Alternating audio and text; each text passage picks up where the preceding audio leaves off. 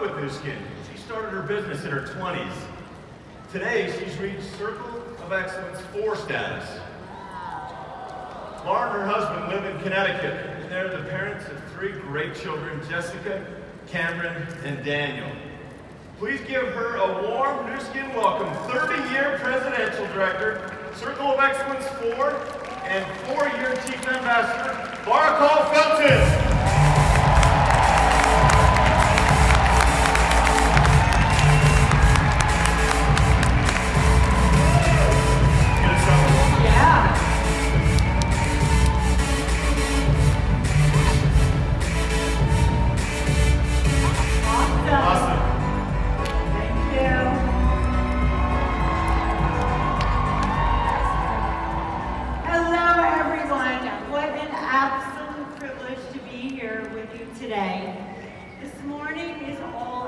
Vision.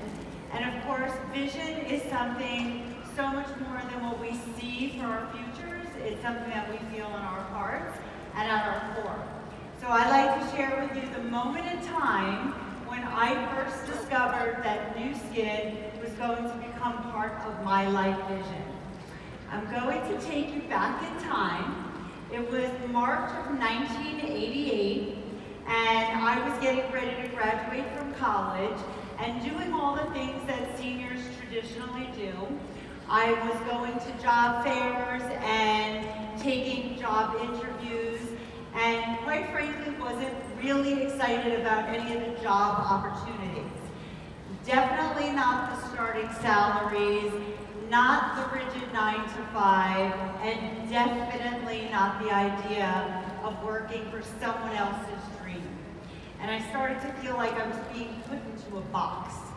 And so one evening, my parents, who were top leaders in Nu Skin at the time, were heading to a meeting and invited me to come along. And the truth of the matter is, I had absolutely no interest in going to a meeting, but it was in Miami, and I kind of liked the idea of going and practicing my Spanish. And so I went and just said, it's Miami, you know, everything fun happens in Miami. But I will tell you that as I sat in the audience and I listened to all the different people share their stories and talk about how Nu Skin products had changed their life and how the business had impacted them, I became inspired. And I had that light bulb moment that I know all of you have had at one point, and it was the moment that really spoke to me. And I looked at it and I said, I could see myself doing this. I had always thought of myself as an entrepreneur, as a boss babe. That's my boss babe, by the way. As a boss babe long before the word existed. And I left that meeting very inspired, and I came home and I said to my parents very confidently, I decided what I want to do for my life's career. I want to be a Nu Skin distributor. And with that, that was it. My decision was made, and very quickly after that, oh, by the way, that was a photo of me at that meeting. I put Nu Skin on my graduation cap and never looked back. That's how clear my vision was. And then shortly after, there was a Nu Skin convention. I was 2 weeks old. There's a photo of me and Blake. Where's Blake? We have not aged a bit, right, Blake? Thanks to Nu Skin, of course. But how many people are here for your first convention? Let me just see. Okay, first of all, congratulations to all of you for believing in your dreams and committing to be here. Leaders are born at events. That is like something we have always heard that is so true. Leaders are born at events. This is your time.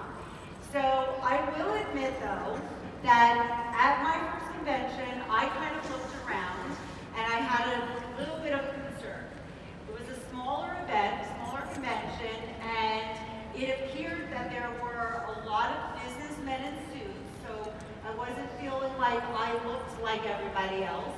And because I was 22 years old at the time, everyone seemed very old in their 30s, 40s, and 50s, which of course, yeah, you can imagine that makes me feel now that I'm in my 50s, but I was okay, but I did start to doubt myself, and I started to think to myself, is anyone going to take me seriously?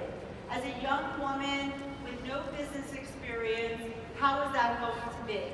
Has anybody here ever doubted yourself, right? You think, I'm not young enough, or old enough, or smart enough, or funny enough, or influential enough, or I can't present, or we all have these doubts in our minds, I believe. I think it's just natural. The key, of course, is not to let our doubts override our desires, right? Our desires, our vision has to be stronger. And fortunately for me, it was.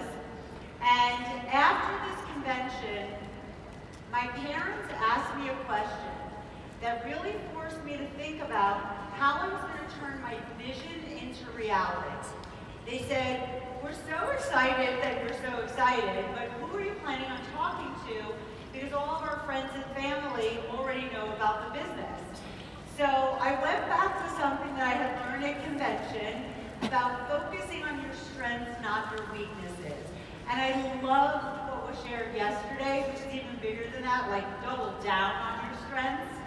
And so I went back and kind of thought, well, I'm really good at connecting with people. I love people. I'm really good at making, small talk with strangers. And I'm really good at turning strangers into friends. So I'll just go out there and start talking to people, since talking is clearly what I do best. So with that, I developed my whole walking and talking. Now, I don't know how many of you have heard about my walking and talking. It's kind of what I did to initially build the business. I would go into New York City where there were unlimited amounts of people to talk to.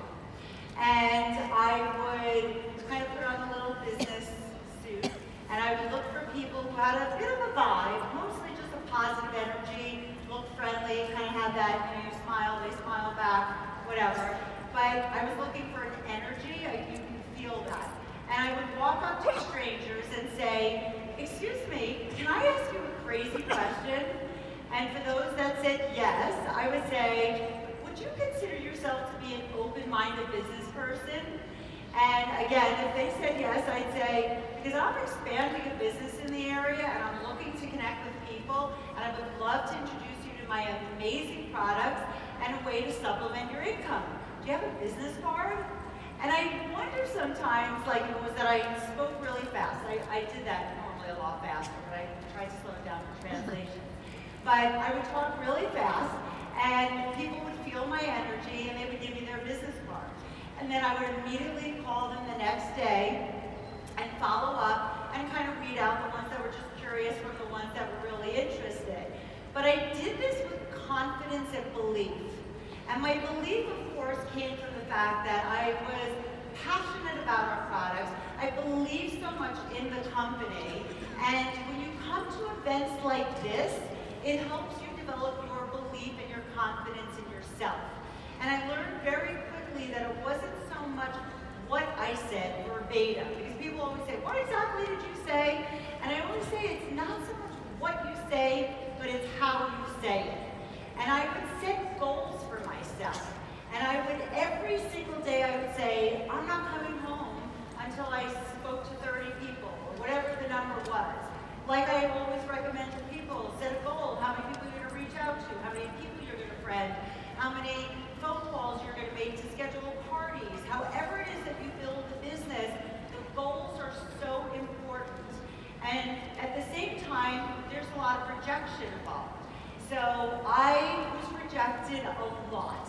In fact, I can stand up here and say, I am perhaps one of the most rejected people you have ever seen before, but that's okay, because along with all of the no's came a lot of yeses. And it's really all the numbers game. It's really just part of the business. Not one leader in this room, presidential director, is going to say, yeah, everybody said yes to me. It just doesn't happen. And I became a blue diamond at the age of 24 and a team lead, or what we call a presidential director today, at 25.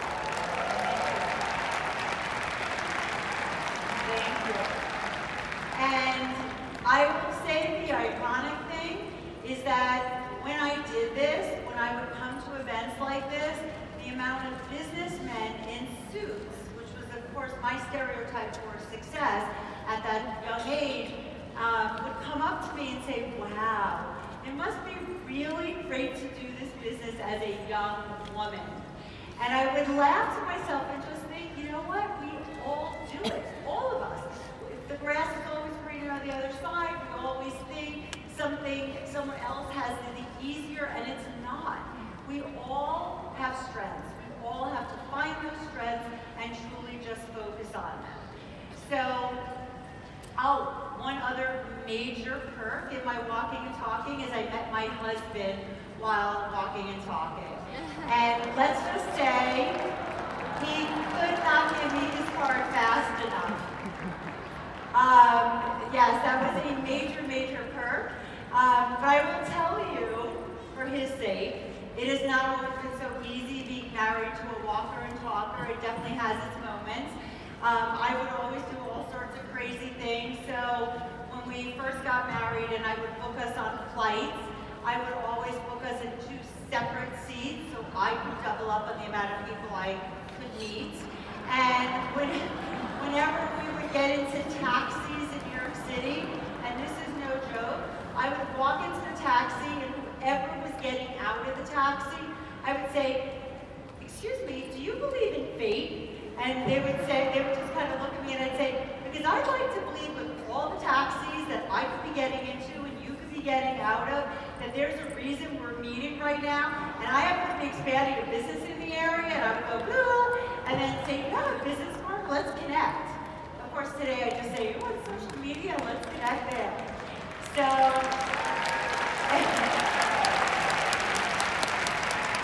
it is all around us. And I was laughing yesterday at the elevator pitch story because truly, every time we'd go to a hotel, I would always ask to stay on the highest floor, not truthfully so much because of the view. It was just so that I can meet that many more people in the elevator going down and going up, right? So develop a power line and learn it. I just heard Blake's power line. That was amazing. You delivered a power line on stage about helping people, and you want to learn about changing lives and a business. I mean, that was beautiful. We need Blake's just like one of us. So it was pretty amazing. And I will tell you, many, many, many of our evenings with my husband would begin with something like this.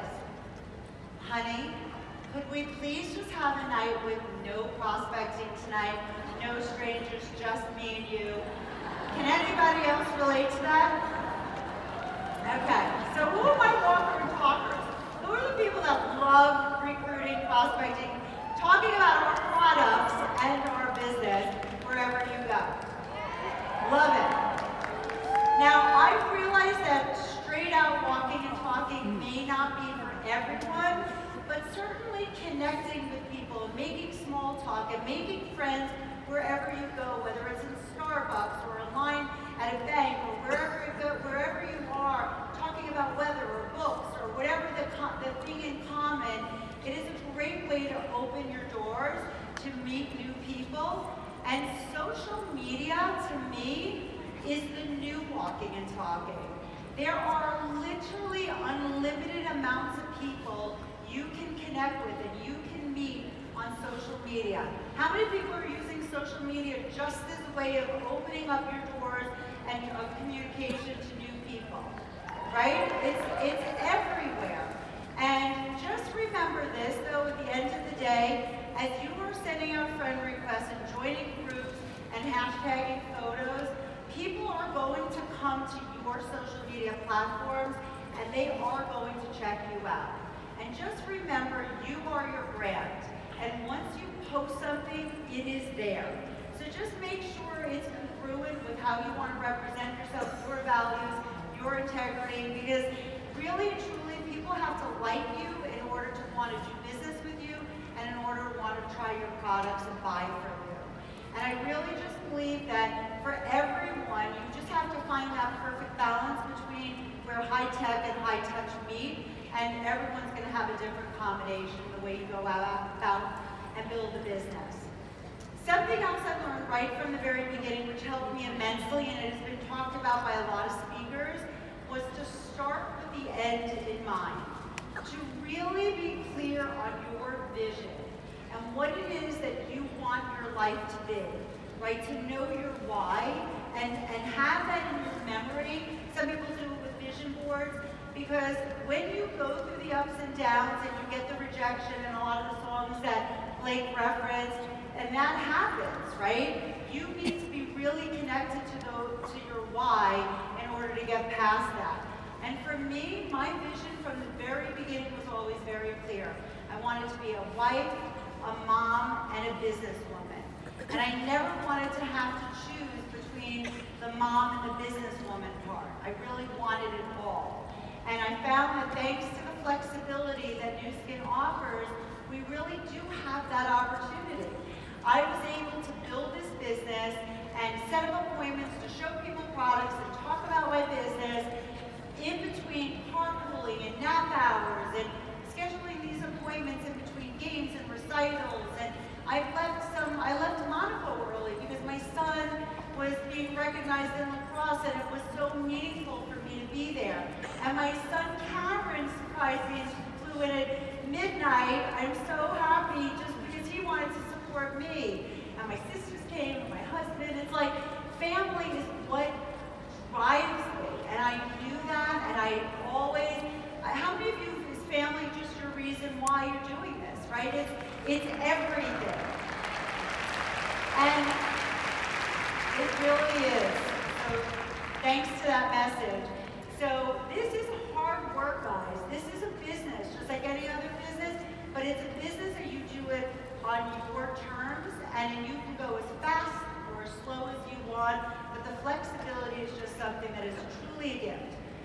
So people always ask me, how do I stay so motivated, and why am I so much in the trenches in the capacity that I am now, 31 years after joining Nu Skin? And honestly, it's not that difficult. When you love what you do, when you are passionate about what you do, it draws you in. You want to do it. And I have always felt that about Nu Skin, that it's just what I want to do. And I will say that Sandy's hashtag motivated by love really speaks to me. And I actually think it says it best. And it's when great things happen when we are focused on helping others. And knowing that I have been able to play even just a small part in changing someone's life, and giving them, showing them the products and the vehicle, and knowing that they, and I'm able to teach them the skills to teach others and pay it forward. And we talk a lot about legacy. Long after we're gone, the people that we have touched and helped with this business, and the people they have helped, and the teams and the customers and everything that grows, that's going to go on long after we are here. And it's so much more than just the impact in our lives and in those of our teams and our customers. Through the Force for Good and Nourish the Children initiative, we're change makers around the world. And I was able to really see this and experience it firsthand when my husband Mitchell and my daughter Jessica and I had the good fortune of going to Malawi and truly seeing the difference we are making. It is incredible, and yet there is so much more work that we can be doing. Can you imagine just like looking around in this room, if every single person decided to become, and I love the new terminology of friend, or Nourish the Children friend, or you went to the giving machine, and more importantly, incorporated that in every time you brought someone into the business, the impact that we could have around the world. Together, we are so much greater than the sum of our parts. I am truly so incredibly proud of the Nu Skin culture that we are all a part of. From our visionary management team that I'm looking at right now, to all of our inspiring leaders, to everyone in the Nu Skin family. When like-minded, like-hearted people come together, anything is possible. Now let's keep making magic together and changing more lives around the world.